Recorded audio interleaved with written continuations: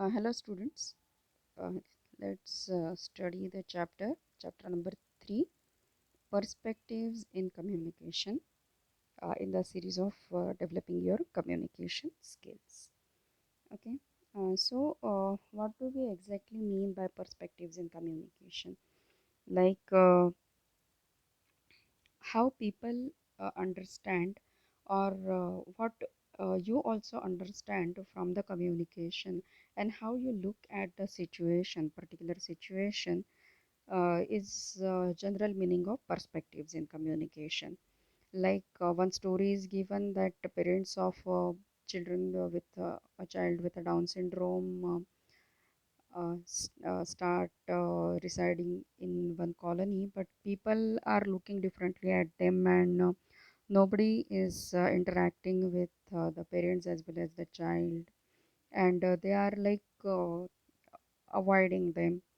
So one only uh, one child, that is Rohan, he only interacts, and Rohan's mother also interact with their parents, and this shows that what are the perspective of other people in the colony towards the parents and the child with the Down syndrome. So from this example you can understand the meaning of what is perspective in communication. Okay, so uh, perspective in communication is an individual point of view through which we interpret and understand every communication and every event that is happening around us. So, in this figure, you can see the number 6 is written, but one person is looking at it from one point, another is looking at from the other point. So they one is saying 6 and other is saying that no, this is 9. So this is how we develop our own perspective in communication, and try to look at the things with our own specs. Okay, so what are the factors that affect the perspectives in communication? First is visual perspective. uh, our brain processes the information seen through the eyes and then interprets it. Okay, so visual perspective refers to our tendency to focus only on the part of the scenario that we are most inclined to notice. Like here in this figure, you can see that one is looking at it in this perspective.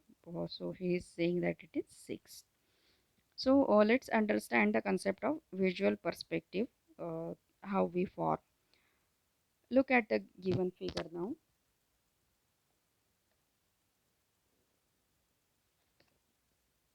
Just look at this figure now.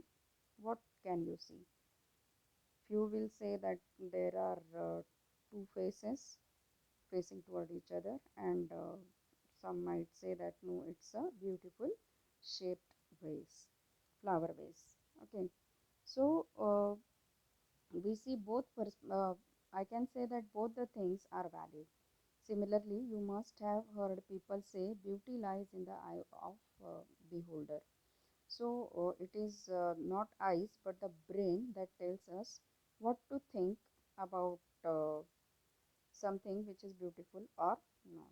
Most of our visual perceptions are judgments that we make about people who with whom we are communicating. Okay, so here are some of the points: qualification of a person, mental ability of a person, position and financial status of the person. These three things we look at. So let's see the uh, factors one by one. First is the language. Perspective play a role in the interpretation of the word as well. Some words can be very different meaning depending on how we interpret them. Okay, so Larry Baker is one of the researchers, and what he says is Effective listeners remember that words have no meaning, people have meaning. Words have no meaning, people have meaning. The assignment of meaning to the term is an internal process as meaning come from inside of us. And although our experience, knowledge and attitude differ, we often misinterpret each other's message while under the illusion that common understanding has been achieved. Okay, now consider the statement, the man is fair. Okay, the statement may be interpreted in two different ways, such as the man has fair complexion, that he looks very fair, and the second perception could be the man is unbiased in his judgment. Okay, fair means he is treating all people with equally, and he is not favoring anybody. So most of the time we think our intended meaning may be clear, but we cannot always sure that the other person will read or hear the statements in the same way as we meant it. Okay, so the language plays an important role in developing perspectives in communication. Then the next factor is past experiences. Uh, we enter a situation or communication with certain expectations of what we happen and behave accordingly. Okay, these are based on the filters of perspective that we have developed due to our past experiences. For example, you are incredibly nervous for the first time when you perform on stage. But after your teacher and classmate appreciate your performance, you are much more comfortable next time. Okay, so this is this perspective you develop with the help of your past experience. Okay, so here one table is given wherein uh, the past experience and its result is given. You spoke in the class and the class laughed. So if this is your past experience, then what it will uh, uh, effect that you hesitate, you will surely hesitate to talk in the class for the next time. Your classmate refused the last time you asked him to give him his science notebook, then you don't ask him this time, even though he may have agreed this time. But uh, if he has reclined you for previous time, you won't ask him again. That's so. All of us have some positive as well as negative experiences throughout our lives. However, we must take that our past negative experience do not affect our behavior in the way we communicate with each other. So we must try to forget all about the negative expressions of our experiences and uh, uh, like for some point of time these negative experiences also could be of help to us. We can be in caution and we can protect ourselves from some uh, danger situation. The next and the very important factor that helps to build our perspective is attitude. You have heard this term so many times, but I don't think you mean what does it mean exactly. आप ऐसे बोलते हो वो ना बहुत attitude दिखाने लगा है आजकल, या वो बहुत एटीट्यूड से रहती है. So here the meaning of attitude is what you mean is not limited to that much only, but attitude is a mindset that decides how individual perceives an idea or a situation and responds to it. Okay, the following example illustrates. Uh, this is famous example of how one looks at the half filled and half empty glass. So when we are looking at a glass of water, we can have two opinions. One can say that it is half full, other can say it is half empty. These opinions or perceptions depend upon the person's state of mind and his attitude. This example is often used to metaphor for life to distinguish optimistic people from the pessimist. Okay, some people focus on opportunities, and some uh, choose to focus on the lack of facilities and keep on complaining about them. So जो ये बोलेगा कि ये आधा खाली है glass, तो वो pessimist will generally call him as a pessimist, and will say that he is just looking at the lack in his life, like what is not there. Okay, so people's attitude define what they perceive and what they experience. Okay, now the third interpretation of this glass, there could be a third interpretation also, and that interpretation is there is a room for more water in this glass. Okay, so this is the third perspective to look at this situation, and you will see that very few people have got this kind of perception towards an half filled and half empty glass. General people will always think that it is half empty or half full, but beyond that, if you are what I can say, if you are looking at the situation as an opportunity, what you'll say that there is a room for some more water or any other kind of liquid in this glass. So you can fill it up with milk, you can add lemon, sugar to it and make good lemonade, something like that. So this is the third perspective. Then next factor is prejudice. Prejudice is an idea or opinion that is not based on fact, logic, or experience. Prejudice is just your own belief, and generally it is considered as a negative attitude. Okay, so prejudice are partly due to culture and partly due to personal preferences. How you are raised, what is your social background, what is your family background, that generally built up your prejudices. We make decisions without trying to find all necessary information, and just depend on our prejudice judgments and take the decisions. Okay, okay. The next factor that affects the perspective is environment. What do you mean by environment now? Do you speak to your parents the same way you talk to your friend or talk to your teacher? So, yes, the answer to this question is of course no. You talk to different relatives or different people with different kind of tone or different kind of language also, as all of us communicate differently in different environment. So while some students enjoy and learn more from classroom discussions, but shy students do not speak up in the class, and they uh, waste this opportunity to develop their communication skill.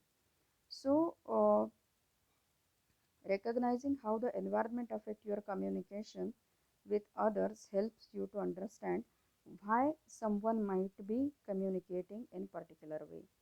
This understanding further helps you to create or choose an environment that is conducive for specific communication. Okay, let me turn the page now. Okay, then the next factor that can affect the perspective is the feelings. There are two ways in your feelings can influence the communication. The first one refers to the way how you feel on specific day or at specific time. If you are not well, then you might not communicate the usual, uh, and maybe you will not talk also. Since your well-being change, it transforms your way of communication on particular day. Okay, imagine your teacher snubs you and your friend comes to discuss uh, her weekend plans with you. How about you react? Do you generally respond the same way to such request from your friend? Your friend, however, may end up feeling hurt. Therefore, if you are finding difficulties to communicate due to illness or other physical or mental stress, acknowledge it first. It will help others to understand that the change in your communication style is due to your illness or stress, and it is temporary basically. Okay, the second aspect of feeling is how you feel for the specific person who is communicating with you. uh, when you genuinely like someone, then you will be communicating with him in a very positive way, with enthusiasm. When you interact with somebody you don't like, then your style and body language will certainly change. You will talk only what is necessary, answer in yes no only, and try to escape from the situation as soon as possible. Okay, so next factor that affects your perspective in communication is the beliefs. Beliefs is a very vicious cycle. Our unique perspective, which we interpret any message or event, stems from our belief system. Okay, beliefs shape our behavior, which in turn affects our communication style. Our communication style elicit the responses from others and determine the result of an interaction. And the reaction further reinforces beliefs. So this is shown in the form of a cycle, vicious cycle, and we must break this cycle at some point in time. Therefore, the belief system is a vicious cycle, and it will keep on repeating itself unless we make some conscious decision. Like a well informed decision based on fact, can break this particular vicious cycle of beliefs. Okay, so these were the factors that uh, help us to develop our perspective in communication.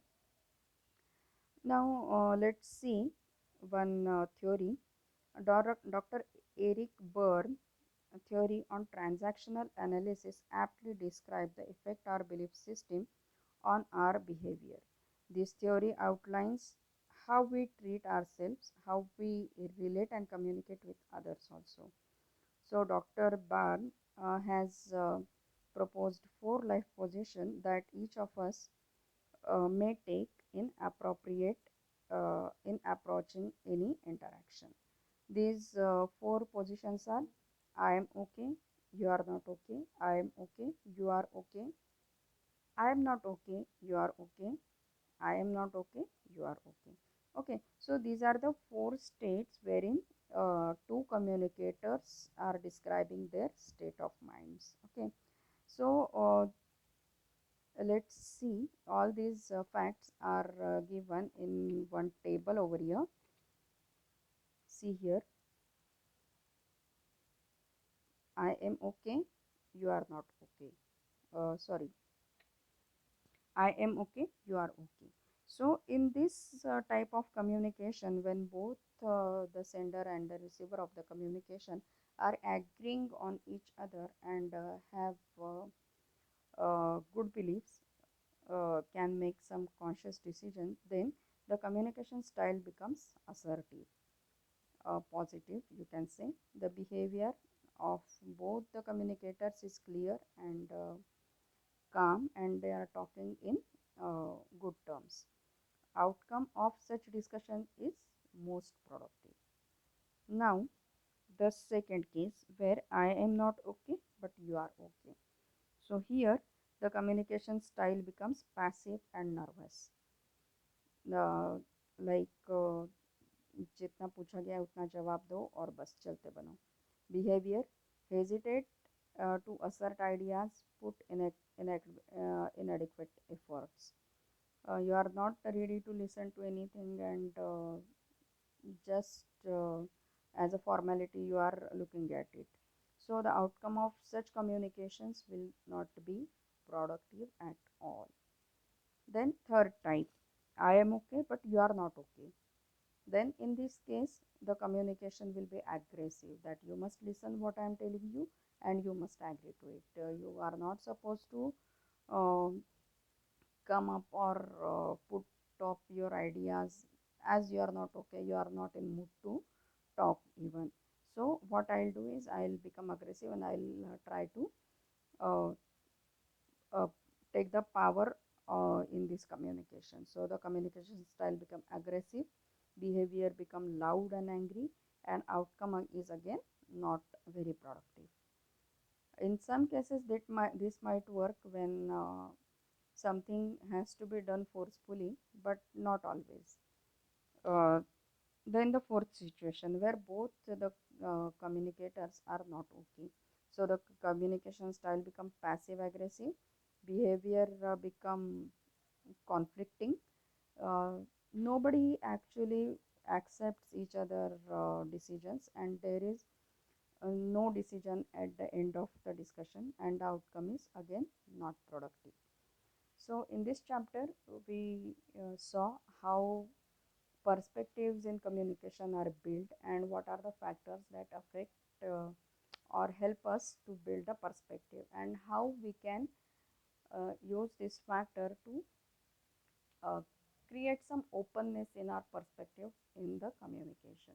Like when something is being explained, you should be open enough, your mind should be open enough to pursue it and understand what is exactly going on over here. Instead of having your beliefs and applying your prejudices, you should keep your mind open and try to listen to the things what are going on. Okay, thank you.